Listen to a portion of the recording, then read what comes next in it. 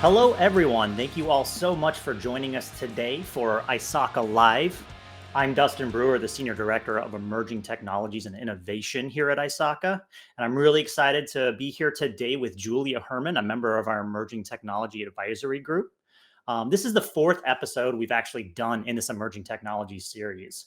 And we're going to look at where we basically look at different emerging technologies. And today we're actually going to be talking about cloud. So we've been talking about cloud basically since, or at least cloud computing, for a very long time. The term has been around since at least 2006. It was introduced by Google, and let's talk about. It came out in 2006, or at least the terminology came out in 2006. But why are we still considering this an emerging technology? Yeah, why is it still an emerging technology? I think mostly because many companies are still in the phase of just starting or having to start it to adopt cloud.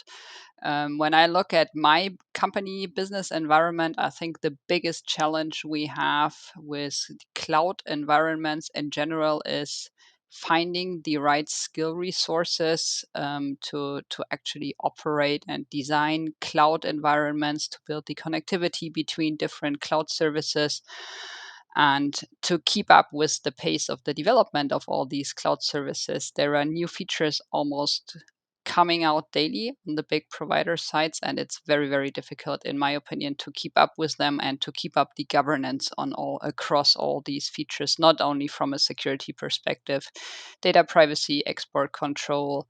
You have a lot of countries that have laws in place that require you to keep data locally, and that's big challenges when you adopt cloud technology as an international company.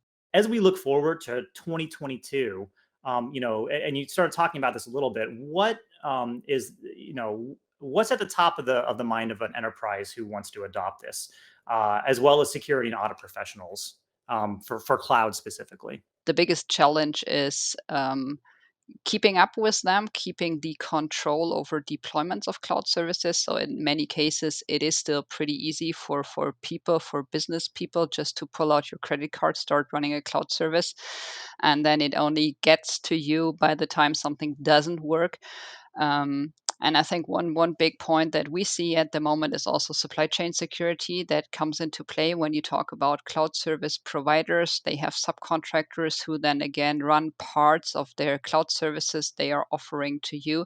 So the actual chain that you need to look at when you acquire services, or when you would also move your services to the cloud, becomes much bigger. And I think the knowledge also changes, the knowledge required in a company changes. You need to have much more oversight on your complete company architecture because everything's interconnected now. It's not any longer the case that you have an SAP team that runs your ERP system and you have an infrastructure team that runs your firewalls and your switches.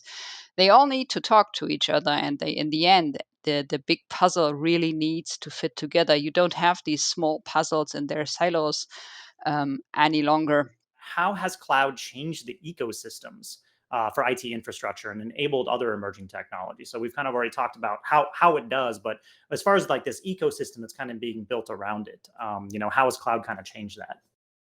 I think it's changed that because it's much easier to get resources in a very much shorter period of time. Before that, you needed to budget, you needed to wait on your hardware delivery, you needed to install the software. And now it's actually like a click and go. If you have a contract with one of the big providers, it's really like you need a VM, here you go. You need this service, here you go. It's actually moved a bit to the opposite than like it was before. In some cases, I think it's a bit too fast. I'm a security professional, so I'm still a bit on this. Let's look at the risks first. Of course, we get much faster, and we also try to become with this. One of the most famous buzzwords I think of the year is agile. So of course, we try to become a bit more agile in security as well, and evaluate risks faster and also accept maybe risks a bit faster, try out, and then go to this fail fast process as well. What do you think the future further than that, like maybe 5, 10, 15 years of cloud, or what's one thing, what do you think the future of cloud is going to look like, or what's one thing that you really want people to kind of take away from our conversation that we're currently having about this as far as the next phases of the cloud?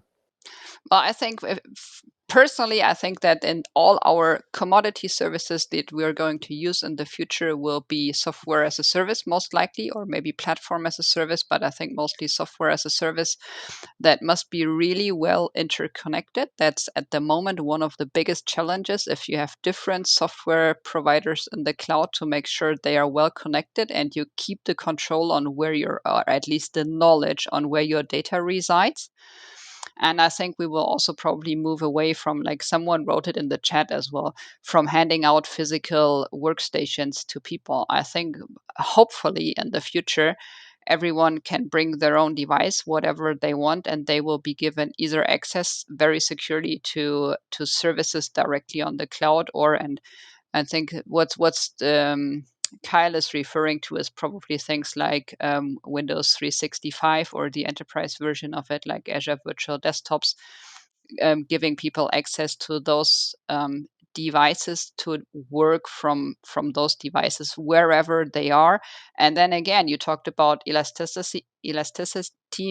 For some tasks you require more computing power, and for some you require less, so you can also very easily scale those devices that you need for your daily work, and probably also kind of go to a pay as you go model. If you don't use it, you turn it off and you don't pay for it. I don't know. Let's see.